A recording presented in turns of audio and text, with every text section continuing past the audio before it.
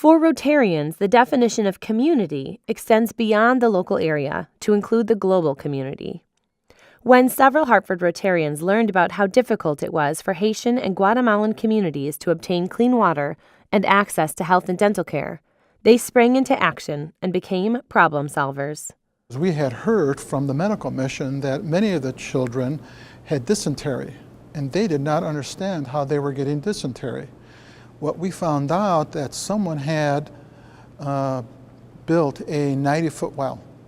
They had the pump, they had the well, and they also had a holding tank. And they also had a distribution system to some of the people's homes. All we needed to do was somehow find a way to purify the well.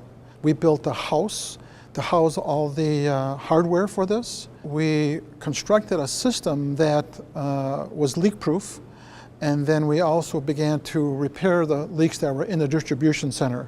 But after we did all of that, it was important for the people to know how to operate it.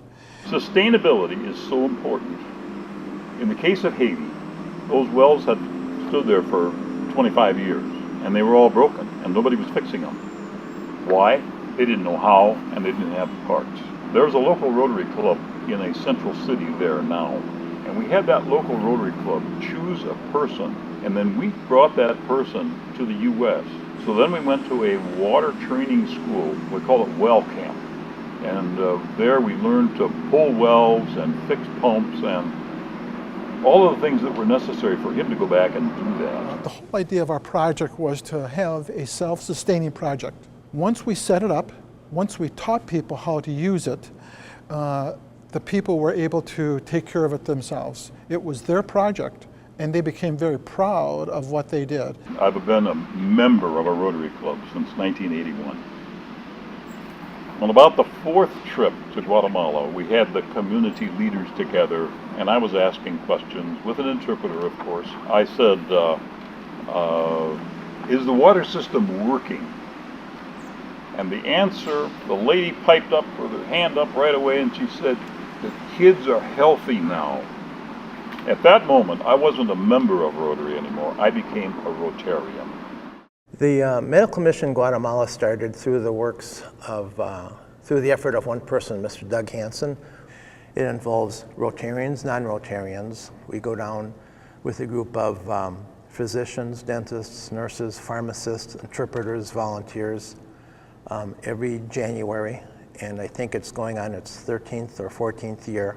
A lot of people we see have an infection or are in pain, severe decay, and we treat that. It's the first time they've had something like this done. It can be an uncomfortable process for them, but they're back the next day or later in that day, just extremely thankful.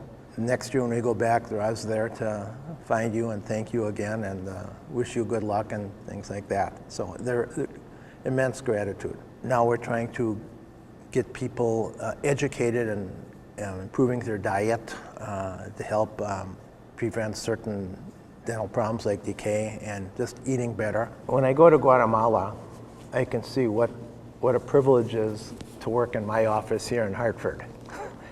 It's, there's no comparison. We're working in 90-degree heat, dusty environment, portable chairs, portable equipment, and it's totally different from a modern dental office. And I can very graphically see the difference. And it makes me feel good for what I have here in Hartford, but it makes me want to take some of that to people who need it, probably would never get it in their lives unless it was for a group of volunteers. Rotary needs people like you to come together and move our communities and the world forward. Connect with other people of action today at hartfordrotary-wi.org.